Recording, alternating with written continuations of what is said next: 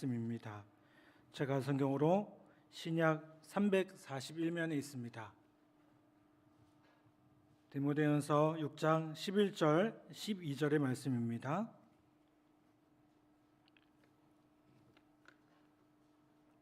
다 찾으셨으면 이 시간 우리 같이 한 목소리로 함께 봉독하겠습니다. 함께 봉독합니다. 오직 너 하나님의 사람아, 이것들을 피하고 의와 경건과 믿음과 사랑과 인내와 온유를 따르며 믿음의 선한 싸움을 싸우라. 영생을 취하라. 이를 위하여 내가 부르심을 받았고 많은 증인들 앞에서 선한 증언을 하였도다. 아멘. 할렐루야. 오늘 함께 예배하는 우리 모든 성도들과 이 자리에 함께한 모든 교우들을 위해 하나님의 놀라운 은혜가 충만하기를 간절히 축원합니다. 믿음은 세상을 이기는 힘입니다. 그래서 사도 요한은 무릇 하나님께로부터 난 자마다 세상을 이기느니라. 세상을 이기는 승리는 이것이니 우리의 믿음이니라 라고 말씀했습니다. 우리가 믿음에 대해서 말하자면 오늘 밤을 새워 얘기해도 다 못할 만큼 많은 에피소드들이 있습니다. 믿음은 인간관계뿐만 아니라 하나님과의 관계를 규정하는 중요한 원리입니다. 결국 믿음은 인생의 성공과 실패를 결정하는 토대이자 신앙생활에 있어서 근간을 이루는 것임을 보게 됩니다. 오늘 바울은 영주주의 및 거짓 교사들의 극성스러운 그런 이단들의 활동을 경계하기 위해서 이 디모데의 주의를 환기시키고 있습니다. 그러면서 믿음의 선한 싸움을 싸우라고 이야기합니다. 그런데 그거에 앞서서 먼저 피할 것과 따를 것이 있다라고 말씀해요. 11절 말씀은 제가 다시 한번 봉독해 보겠습니다. 오직 너 하나님의 사람아, 이것들을 피하고 의와 경건과 믿음과 사랑과 인내와 온유를 따르라 라고 말씀합니다. 바울이 디모데를 향해서 뭐라고 얘기합니까? 오직 너 하나님의 사람아 라고 부르고 있습니다. 왜 하나님의 사람이라고 부르고 있을까요? 디모데를 향해서 여러 가지 호칭들이 있었을 겁니다. 바울은 디모데를 자식과 같이 여겼어요. 그래서 사랑하는 아들이라고 부를 수도 있었고요, 여러 가지 호칭으로 부를 수도 있었습니다. 그런데 하나님의 사람이라고 부른 것은 아마도 이 디모데를 특별한 존재로 인식시키기 위함이었음을 보게 됩니다. 디모데야라고 이름을 부를 수 있음에도 불구하고요, 너 하나님의 사람아라고 함으로써 디모데 스스로가 하나님께로부터 쓰임받는 하나님의 도구임을 느끼게 하고 있다는 겁니다. 여러분, 우리도 언제나 하나님의 사람이라는 의식이 필요합니다. 아멘. 디모데를 향해서 바울이 하나님의 사람아라고 부르고 있는데요, 이건요 우리를 향한 말씀이기도 합니다. 여러분들 향해서 하나님께서 뭐라고 말씀할까요? 하나님의 사람아라고 부르고 계셔요. 여러분, 이게 얼마나 의미 있는 말씀입니까? 얼마나 귀한 말씀입니까? 하나님의 사람이라고 부를 만큼 우리는 귀한 존재들이고 의미 있는 사람들이라는 겁니다. 그런데 하나님의 사람으로서 이제 뭐를 해야 되냐? 피할 것이 있다라고 얘기를 해요. 11절에는 이것들을 피하고 라고 말을 합니다. 이것들이 뭘까요? 이것들의 답은 어디에 나왔냐면 그 앞절 부분에 나와 있어요. 디모데전서 6장 3절부터 10절까지의 내용들을 쭉 보면요, 이렇게 말씀합니다. 여러 가지 부정적인 내용들이에요. 교만, 변론, 언쟁, 투기, 분쟁, 비방, 악한 생각, 경건을 이익의 방도로 생각하는 것, 해로운 욕심, 도움 때문에 미혹을 받고 믿음에서 떠나야 되는 것 등을 대해서 피하라고 얘기를 해야 된다는 거예요. 여러분, 피하다는 게 뭡니까?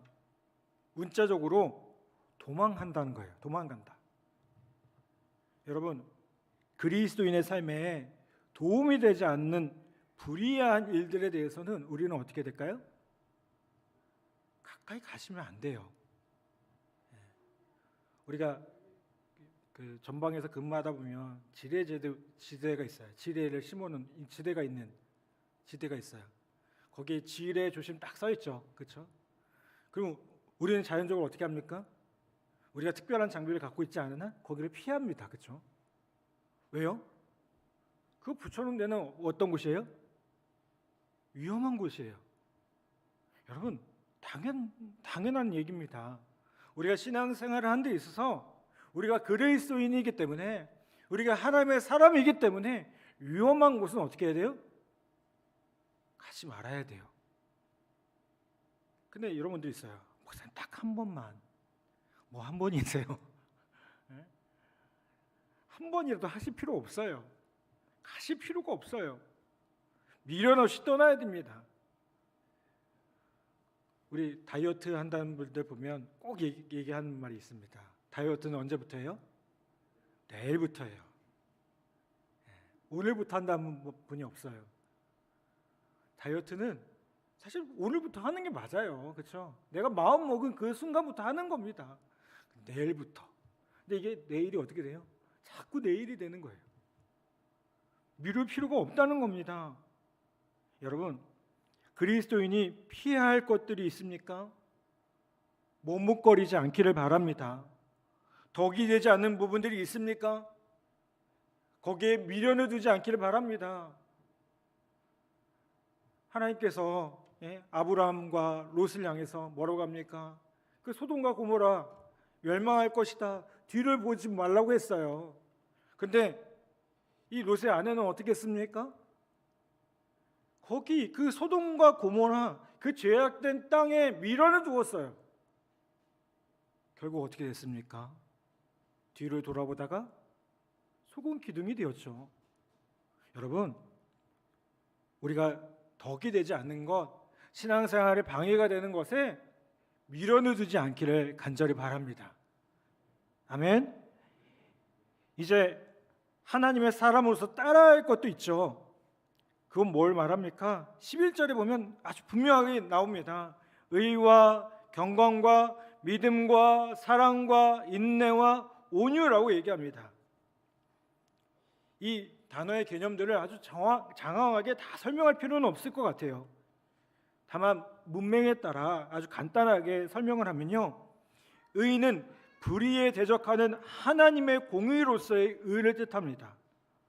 경건을 이익의 방도로 삼는 거짓 교사들의 맞서는 방법이라고 할 수 있고요, 믿음은요, 신뢰성을 떨어뜨리기 위해 변론하고 언쟁하는 것을 경계하기 위한 것이고요, 사랑은요, 투기나 분쟁을 경계하는 것이라고 할 수 있습니다. 또 인내는 위협을 받는 것을 이겨내기 위한 성도의 자세를 뜻하고요, 온유는 비방이나 악한 생각으로부터 성도를 지키는 너그러운 마음을 가리킵니다. 여러분, 지금 바울은 무슨 얘기하고 있습니까? 피할 것도 있지만 이런 덕목들을 따르고 지켜야 된다고 얘기해요. 여러분, 우리가 그리스도인으로서, 하나님의 사람으로서 피할 것은 피하고 따를 것은 따르는 귀한 모습이 있기를 간절히 바랍니다. 한번 따라서 나는, 다시 한번, 나는 하나님의 사람입니다. 아멘. 그래서 어떻게 된다고요? 피할 것은 피하고 따를 것은 따라야 돼요. 여러분, 사실 이 내용들 조금만 길게 설교하면 여러분 어떤 마음 드시겠어요? 또 목사님 잔소리 하시네. 맨날 듣는 얘기인데, 그렇죠? 그 얘기 뭡니까? 그렇게 어려운 일이 아니라는 겁니다. 그런데 이게 너무나 중요해요. 신앙적인 부분에 있어서 이런 기본으로부터, 상식적인 것부터 우리가 먼저 세워갈 수 있어야 된다는 겁니다. 여러분, 하나님의 사람으로서 피할 것과 따를 것을 구분하는 그런 분별력을 가진 우리 모두 되기를 간절히 바랍니다. 이제 12절에서 우리 너무나도 잘 아는 말씀이 나옵니다. 이제 여러분들 한번 봉독해 보겠습니다. 12절 말씀 시작.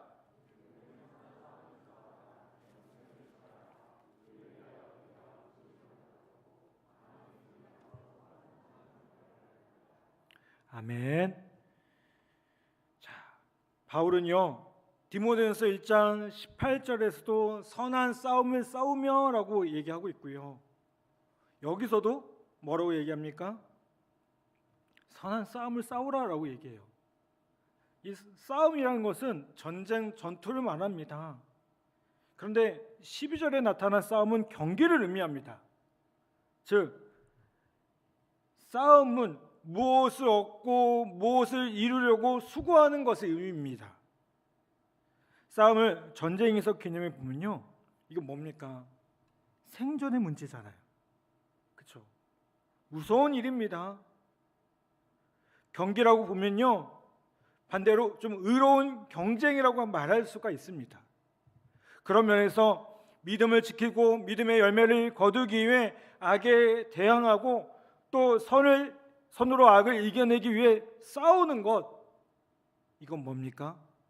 선한 것입니다. 이 믿음의 선한 싸움, 이것은 우리 그리스도인들이 가지고 있어야 하는 영적인 마인드라는 겁니다. 당시 이 에베소라는 지역에는 뭐가 있었을까요? 로마의 식민지였기 때문에 원형 경기장이 있었습니다. 글래디에이터 같은 영화 보시면 그런 경기장 있잖아요. 로마에도 보면 거기서 어떤 일들이 있었습니까? 검투사들이 목숨을 담보로 싸움을 합니다.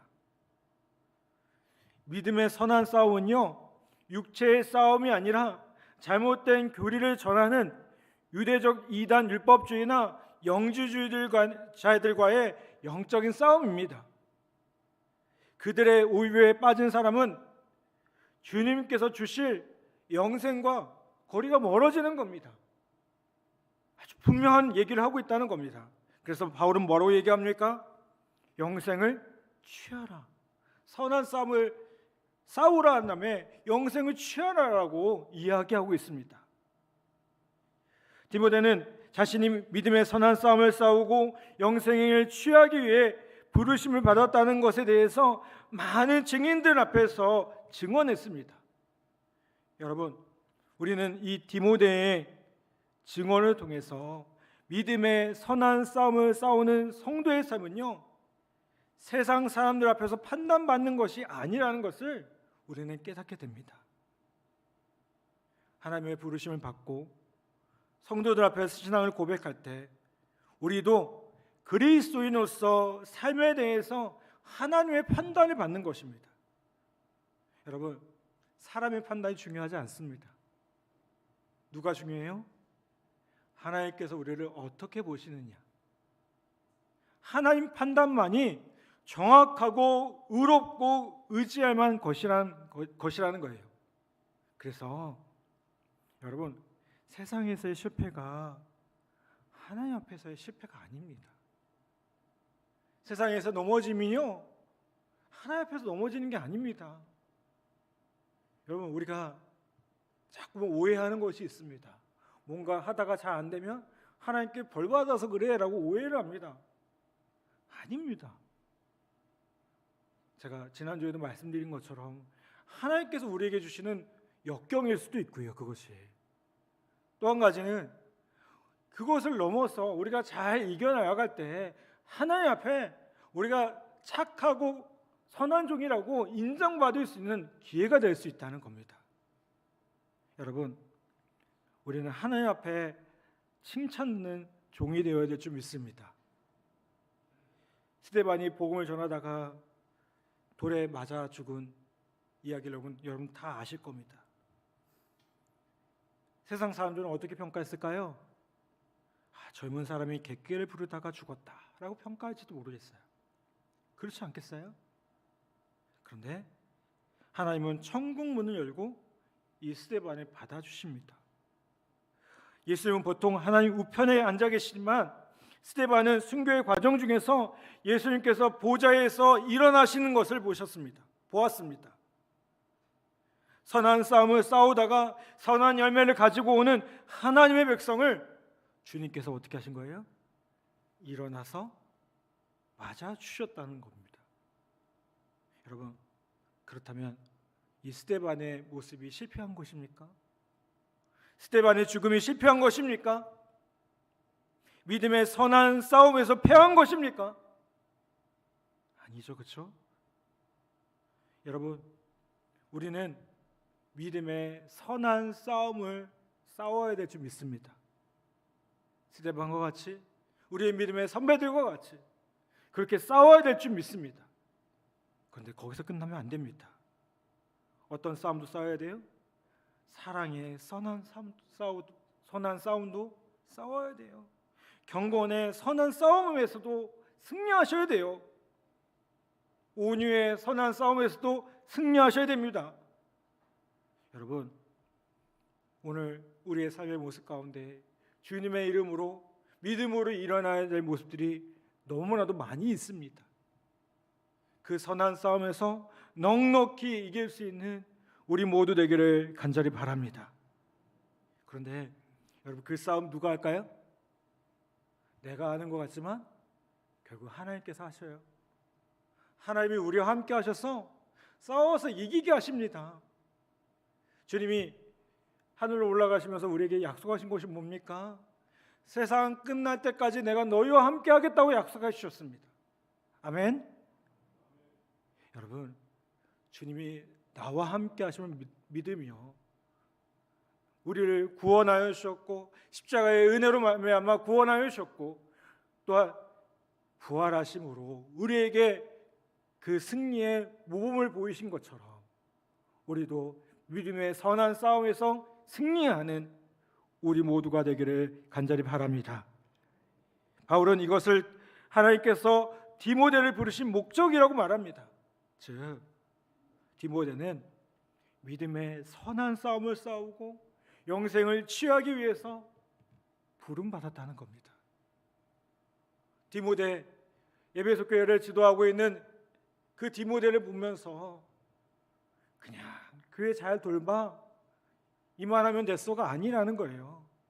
디모데를 어렵게 하고 힘들게 하는 그 많은 이단들, 내부적으로 힘들게 하는 많은 것들로부터 끊임없이 싸워야 된다고 바울은 이야기하고 있다는 겁니다. 이 말을 혹 오해하지 않기를 바랍니다. 어떻게요? 그러면 이제부터 매일 싸워야겠구나, 교회 안에서 매일 싸워야겠구나, 그러면서 교회 안에서 분쟁을 일으키지 않기를 부탁을 드립니다. 그게 아니라 어떻게 해요? 악한 영들과 싸움의 대상이 분명하셔야 됩니다. 아멘. 여러분, 하나님의 말씀으로 우리를 유혹하고 우리를 넘어뜨리려고 하는 것, 우리 주변에 이단들이 또 얼마나 많습니까? 그것들을 바라보면서 우리의 믿음을 지키기 위해 선한 싸움을 할 수 있는 우리 모두 되기를 간절히 바랍니다. 여러분, 하나님의 사람은 믿음의 사람입니다. 믿음의 사람으로서 믿음의 선한 싸움을 싸울 수 있어야 됩니다. 여러분, 여기 분들 대부분 군인이시잖아요. 군인은 전쟁에서 승리하는 게 군인입니다. 그렇죠? 전쟁에서 이기는 법을 아는 게 군인입니다. 그것을 모르면 군인이라고 말할 자격이 없습니다. 여러분, 그리스도의 군사된 우리 역시 마찬가지입니다. 악한 영들과의 싸움에서, 세상과의 싸움에서 승리하셔야 됩니다. 믿음이란 무기를 가지고, 말씀이라는 무기를 가지고 무장되어져서 날마다 싸울 수 있는 우리 모두 되기를 간절히 바랍니다. 이것이 바울의 부르심이며 디모데의 부르심이며 또한 우리의 부르심입니다. 여러분, 세상을 향해 믿음으로 나아가고 믿음으로 도전하고 믿음으로 싸울 수 있는, 그래서 세상에서 매일 패배하는 우리의 모습이 아니라 날마다 믿음으로 승리하는 우리 믿음의 사람들 되기를 간절히 바랍니다. 여러분, 오늘도 삶의 자리의 모습 가운데 어쩌면 세상에서 실패했을지 모르겠습니다. 주님은 그것에 대해서 뭐라고 하지 않으셔요. 다만 오늘 이 시간 말씀으로 다시 한번 새롭게 무장하는 귀한 은혜가 있기를 바랍니다. 넘어졌으면 어떻게 됩니까? 다시 일어나면 됩니다. 넘어졌다고 거기서 울고요, 거기서 끝났다고 좌절하면 안 됩니다. 여러분, 우리의 싸움은 주님 다시 오시는 날까지 계속되는 겁니다. 아멘. 여러분, 그 믿음의 싸움에서 끝까지 싸워서 승리하는 우리 귀한 성도들 다 되시기를, 또 교우들 다 되시기를 주님의 이름으로 간절히 축복합니다.